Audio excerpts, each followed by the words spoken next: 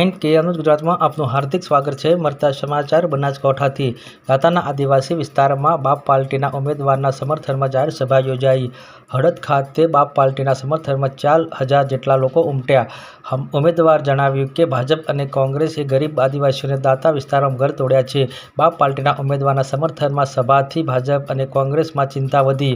1.5 લાખ જેટલા મતદારો ધરાવતી આદિવાસી વિસ્તારમાં ભાજપ કોંગ્રેસને ચિંતા વધી। બાપ પાર્ટીના અધ્યક્ષ રાજકુમારને નિવેદન ભાજપ અને કોંગ્રેસને મગર મચતા આંસુ પાડે છે। વિશેષ माहिती वाघेला पोचाजी, बनासकांठा जिला ब्यूरो चीफ। आपके चैनल को धन्यवाद जोहार। आज हम लोग दांता विधानसभा क्षेत्र में हमारे जसूर भाई के जो लोकसभा उम्मीदवार हैं उनके प्रचार में आए हुए हैं और प्रचार में आने के बाद में हमने देखा कि दूर दूर से लोग जो यहाँ पे आए हुए हैं उनकी उत्साह है और अधिकतम वोट हमारे उम्मीदवार को मिलेंगे।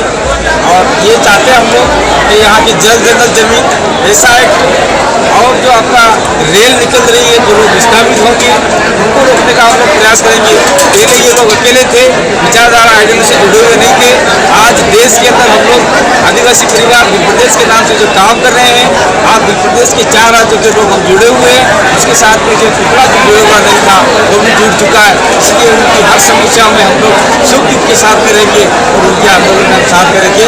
उनकी जल्द जगह जमीन को बचाने का हम लोग प्रयास करेंगे। और इस इलाके का सूखाग्रस्त इलाका है, यहाँ साबरमती जैसी नदियाँ बड़ी जा रही है, लेकिन गुजरात सरकार ने ऐसा कोई प्रोजेक्ट तैयार करके इस इलाके को पानी नहीं दिया है। तो हम आने वाले समय में यहाँ से विधानसभा, लोकसभा और छोटे मोटे चुनाव में तालुका जिला पंचायत में जिता के की आवाज़ गांधीनगर और तक पहुँचाएंगे, दिल्ली तक पहुँचाएंगे।